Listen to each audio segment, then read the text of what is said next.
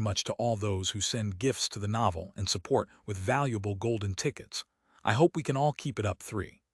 Chapter 904 Strange, Mysterious and Powerful Creature. Alicia and Victor exchanged surprised glances when they heard the question from the young man in front of them. The fact that this person did not know where he was only made the level of alertness in the hearts of the four of them grow enormously.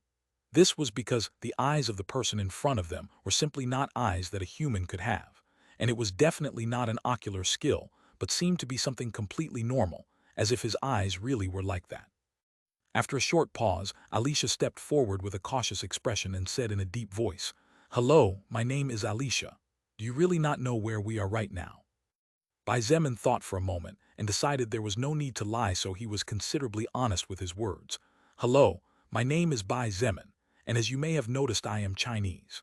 Due to certain circumstances beyond my control, I ended up in this forest upstream when something went wrong instead of appearing at home." Did something go wrong so that instead of appearing at home, he appeared here? Alicia looked at Bai Zemin with a weird expression on her face, but said nothing. She naturally did not believe in such barbarity.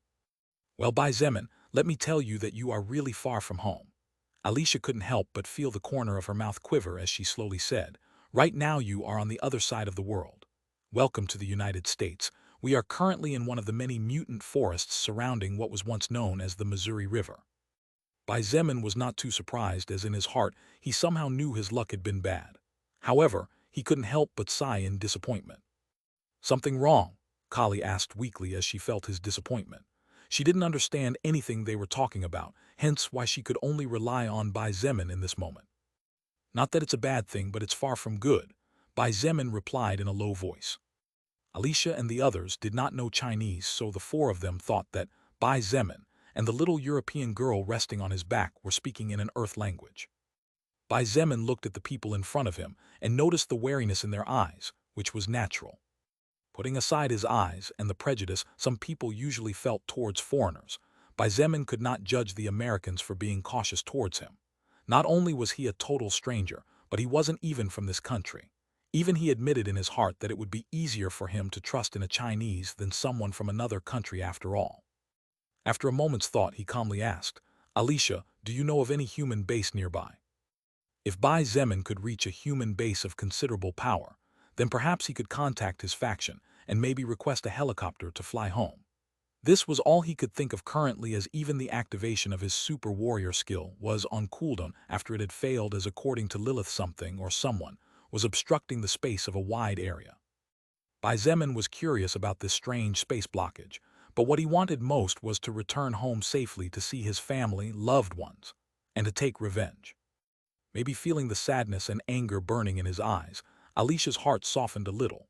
She looked at the surroundings, and her eyes shone with emotion similar to Bai Zemin's at the sight of her dead teammates. She looked at him again and shook her head. "I'm sorry, but we've been stuck here for almost a year now and have no way to communicate with the outside world." "I see." Bai Zemin nodded slowly, again feeling disappointed even though he had heard the words Alicia had said before the battle against the giant snake commenced. He looked into her eyes and asked, "In that case, could you point me in the direction to get out of this forest?" "I can do that, but I recommend that you don't go that way." Alicia sighed and pointed in a southerly direction as she slowly said, "You just need to walk that way to get out of this forest as fast as possible. It's only about 2 or 3 hours for a second-order soul evolver. Else you can only try your luck, but even the closest route will take you days to traverse, and as you can see, the dangers in this place are numerous." Bai Zemin looked at the second-order snake calmly and nodded without saying too much. Alicia continued, "However, as I said before, I don't recommend you go in that direction." Her voice was serious, and there was even a hint of fear in her eyes. "Oh, do you mind telling me the reason?" Bai Zemin raised a questioning eyebrow.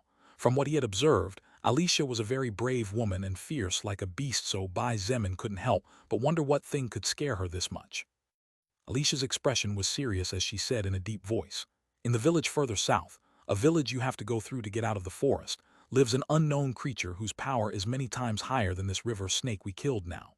Many soul evolvers from my village were killed by that thing, and none of them ever came back. Look, I know you're strong, but it will be better if you avoid going there, especially since you have that little kid on your back." "Thank you for the information." Bai Zemin nodded with no change in his expression. He turned his hand over and a pale red bottle appeared in his palm, greatly surprising Alicia and the other three beside her. This was the first time any of them had seen something so alien. Bai Zemin set the small bottle with the red liquid on the ground, before turning to walk off in the direction where Alicia had just pointed. "That bottle contains a liquid capable of helping your friend, but hurry up because he is on the verge of death. With this, we are even." His voice faded, and his silhouette disappeared with little Kali into the shadows of the forest before any of the four had a chance to say anything. Alicia and the others eyed the small bottle warily, but she finally gritted her teeth and moved forward under the worried eyes of the rest. She carefully picked up the bottle, and the records immediately flashed in her retinas. Vial Recovery Boost, Rank 3. Increases the rate of recovery from mortal wounds by 20% for 6 hours, before dropping to 10% for 24 hours. Alicia's eyes trembled, and subconsciously her grip tightened on the bottle. This bottle was simply a treasure. Thousands of lives could be saved if it could be mass-produced. However, Alicia laughed at herself in her heart. How could such a treasure be so easy to obtain or create? If it was something so simple, then she could have saved her father's life and the lives of many loved ones. She gritted her teeth and rushed into the forest. After finding Charles' body covered in blood, she quickly noticed that his eyes were open, and he was looking at her as if he wanted to say something, but it seemed difficult as his mouth only opened and closed soundlessly. "Charles, shut up and don't say anything." Aisha took the cap off the bottle and put it in his mouth as she said in a serious voice, "Drink it, you will get better soon." The stout man obeyed, and he was quick to feel the benefits as his nearly crushed internal organs began to reform a lot faster than before. Although it would take him a long time to recover, the odds of dying were now lower. After the stout man drank the entire contents of the bottle, his eyes closed and he fell unconscious. Alicia sighed, slightly relieved as she felt his breathing become heavier compared to how weak it seemed a moment ago. She looked at the old man and said in a serious voice, "Uncle Victor, you three take Charles back to the village along with the body of the river snake." "What about you?" the old man quickly asked in confusion. Alicia looked in a southerly direction, and after a moment of silence, she said in a deep voice, "I need to go stop that Chinese man before he gets killed. For better or worse, he saved Charles' life, and I can't let that little girl he carried on his back be affected by someone else's careless decisions." "All right, but be careful." The old man nodded before averting in a serious voice, "However, Alicia, remember not to go near that village no matter what." "I understand." Alicia nodded before leaping into the forest like a panther, disappearing into the darkness in just an instant. "Angelo, now that the leader of the faction most likely to take back China is in our territory, I think it wouldn't be a bad idea to take him down." Jack, the most powerful archer of the United States of America and a powerful third-order soul evolver, commented. He pointed out, "Even if this Bai Zemin guy isn't our enemy today, everything will be different after every human faction in the world gets a firm foothold in their lands in this new world. Resource wars are meant to happen. It may not be now or 20 years from now, but they will definitely happen a century from now." Anderson reasoned. "Everyone here can live more than 500 years unless we get killed. Killing a future problem in the cradle doesn't sound so bad. Even in the past, the government of our country was never particularly in league with the Chinese government," Sam muttered as she looked at Angelo out of the corner of her eye. Angelo seemed deep in his thoughts, his expression wavering throughout the ride. The group of 10 were currently traveling in one of the helicopters that were found in ancient ruins left behind by what seemed to be the ancestors of mankind. The name of this type of helicopter was Artemis, and not only was it 5 times larger than an Apache with several luxury amenities, but it even had really powerful weapons and magic shields. Leonora was looking out the window with an indifferent expression when her eyes were suddenly attracted to a small village. She didn't see anyone, so she assumed everyone had died. But she was suddenly surprised when she saw a beam of white light shattering the roof of a house and flying straight towards them. The others noticed it too, and Andrea, who was a powerful defensive mage, couldn't help but sneer as she reached out her hand and effortlessly activated an energy barrier. A golden-colored barrier appeared about 100 meters below the helicopter, but to everyone's shock, the beam of white light shattered it and continued its ascent. "What? Fuck, that sucker destroyed Andrea's barrier." 2 of the group members closest to the window were the only ones who had time to be surprised before the beam of white light hit them. Bang! The Artemis-type helicopter shook fiercely as a pale blue shield covered it.